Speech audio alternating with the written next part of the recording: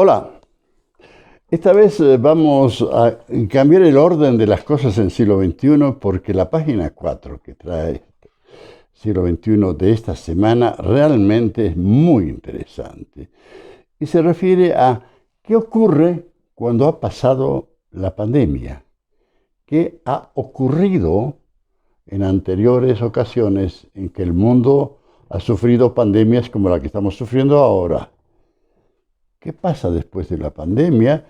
Y entonces ocurre que, según la revista The Economist, y siglo XXI reproduce, interpreta lo que dice The Economist y dice que en realidad, cuando han ocurrido estas pandemias y han pasado, han llegado momentos de boom económico, se han recuperado las economías, pero advierte que en realidad al mismo tiempo han llegado desórdenes políticos, dice siglo XXI en su página 4. Las pandemias han traído, por ejemplo, en los años 1870, durante un brote de viruela, la tasa de ahorro de los hogares de Gran Bretaña se duplicó. Parece que durante estas pandemias la gente ahorra, es obvio, ¿no? Y entonces, entre el 19 y el 20, mientras la gripe española se desataba, los estadounidenses ahorraron más efectivo que en cualquier año posterior hasta la Segunda Guerra Mundial. Es decir, la gente ahorra y la economía se recupera, rebota, como alguien usó ese término, de caer, rebota y rebota a veces muy alto. Entonces, esa es la perspectiva que hay ahora. Pero ojo, advierte el siglo XXI en esta nota que esos rebotes de la economía, esa recuperación de la economía, trae también desórdenes políticos. Y quizás los estamos ya reconociendo. Y quizás ahora que comenzamos por la página 1 del siglo XXI, vamos a entender qué clase de desórdenes podemos esperar los bolivianos.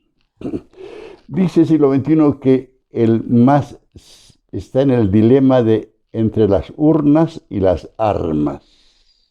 Porque dice el movimiento socialismo se debate en profundos dilemas, comenzando por la posibilidad de formar milicias armadas, mientras otra corriente quiere seguir en la democracia y en las urnas. Dice que la opción armada ha tenido algunos episodios la semana pasada de gente que estaba acarreando armas de grueso calibre, armas de guerra, gente vinculada con el partido del cocalero Morales. Los han agarrado en Bolivia, en 2 lugares, y en Perú, bolivianos portando armas para traerlas a Bolivia. Están preparando una guerra y dice el siglo XXI que en realidad esa guerra sería en la eventualidad de que el cocalero, 1, sea candidato y 2, pierda. ¿Y cómo podría perder? Si se desmontara el sistema de fraude que está instalado todavía en la arquitectura electoral boliviana. Entonces, en ese caso sí. Pero ocurre que si las milicias armadas que propone ahora el MAS y que quizás ya la están armando, pues se ve que están trayendo las armas, en ese caso, las Fuerzas Armadas de Bolivia, que tienen según la Constitución el monopolio de las armas en el país, tendrían que hacer algo. Por el momento están mirando para otro lado, haciéndose los no han dicho nada sobre esta propuesta, la última propuesta del MAS de crear sus propias milicias armadas. Entonces, pero hay una posibilidad, dice el siglo XXI. Si estas milicias armadas bolivianas, con los cocaleros decididos a un control territorial para hacer su coca y su droga y sus negocios, ¿no?, llegaran a tomar contacto con los de Sendero Luminoso en el Perú. Según el propio presidente Luis Arce, los cocales bolivianos se están aproximando a la frontera con Perú y los peruanos también se están aproximando. Va a haber un momento en el cual van a ser una sola organización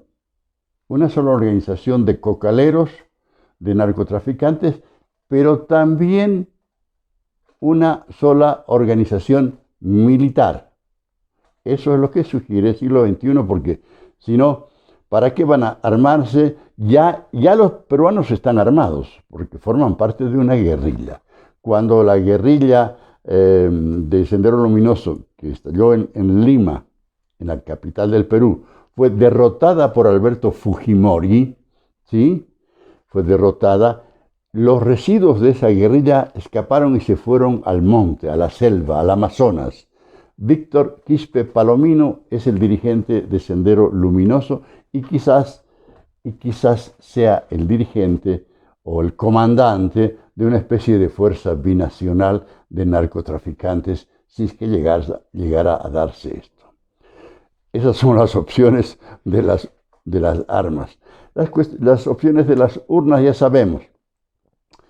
Renunció pues Salvador Romero a la presidencia del Tribunal Electoral y renunció exactamente 7 días después de haber ofrecido él unos ajustes al sistema electoral. Él ofreció esos ajustes, pero parece que alguien lo ajustó a él y él renunció. Renunció y se fue. Dijo, además me retiro hasta de vocal, ¿no? Lo cual, dice siglo XXI, es la demostración de que el cocalero Morales quiere ser candidato. Porque si no quisiera ser candidato, entonces, ¿qué le importaría cómo va la arquitectura electoral, el sistema electoral, el esquema electoral, todo ese sistema de fraude que con un ajuste como el que proponía Salvador Romero podía ser desarticulado, desmontado? Ahora está intacto, sigue intacto el sistema del fraude. Un fraude que ha provocado, por ejemplo, la paradoja de que hay un partido que gana 53% de votos en octubre pasado, pero cuando llegan las elecciones subnacionales pierde 1,5 millones de votos. ¿Qué pasa? O sea, ¿es tan evidente el fraude cuando hay una elección nacional? Esa es la pregunta que hace el siglo XXI. Hay una columna de siglo XXI que toca un tema muy interesante, porque ocurre que el MAS está organizando su congreso. Y hay la propuesta, por supuesto, del cocalero Morales de que ese congreso se haga en Chapare. Ha surgido una corriente de masistas que dicen, Chapare no, vamos a hacer el congreso en La Paz. Y nosotros somos indígenas, pero no cocaleros. Es decir, ha surgido una especie de movimiento no cocalero dentro del MAS, que reivindica eso y que en esta columna menciona el hecho de que parece que los indígenas, los aborígenes del MAS, se han cansado de hacer el papel, dice siglo XXI, de ser el payaso que recibe las bofetadas. Porque ocurre que todos los casos de corrupción que se han descubierto durante el gobierno del MAS han terminado castigando a los que no son blancoides. ¿Sí? ¿Hay un elemento racista en esto? Santos Ramírez, Achacollo y ahora el ministro este que fue sorprendido, encapuchado mientras recibía, también es originario, ¿no? Entonces mencionan el hecho de que, por ejemplo, si el caso Neurona hubiera estallado, hubiera perjudicado a Álvaro García Linera, que es el jefe de los caras en el MAS. Pero ese caso fue sepultado, sobreseído, 26 sobreseídos en el caso Neurona, mientras que en los otros casos, los casos que afectan a los que no son blancoides, eso sí avanza, pero rápido lo mandan a la cárcel. ¿Hay un elemento racista? Es lo que plantean algunos dirigentes. Entonces, hay una prisa de los herederos, dice el siglo XXI, porque están apurados porque se llegue al Congreso, pero además porque se abre el testamento del cocalero. Y dice que hay una corriente de masistas que querrían que esa apertura del testamento se haga previa presentación del certificado de defunción. Dice que no quiere ni siquiera misa de cuerpo presente en el Congreso. Querrían ya librarse del cocalero. Por supuesto, esta es la corriente de los no cocaleros. No cocaleros. También se les llama los renovadores. Entonces, los no cocaleros que comienzan por decir, no, el Congreso tiene que hacerse en La Paz, no en Chapare. No en Chapare. La página 3 del siglo XXI está destinada a hacer la revelación de que Petrobras, la empresa brasileña del petróleo que llegó a Bolivia en 1996, se está yendo del país, ¿no?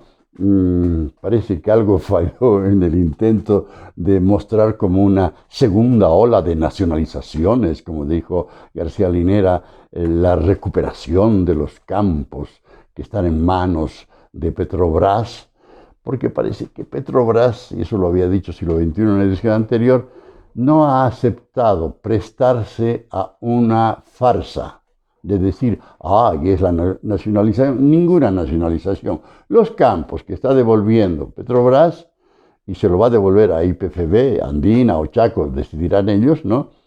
Están agotados. Entonces, sería muy grosero hacer una farsa y decir, esta es la nacionalización de la segunda nacionalización, la segunda ola de un gobierno revolucionario y todo eso.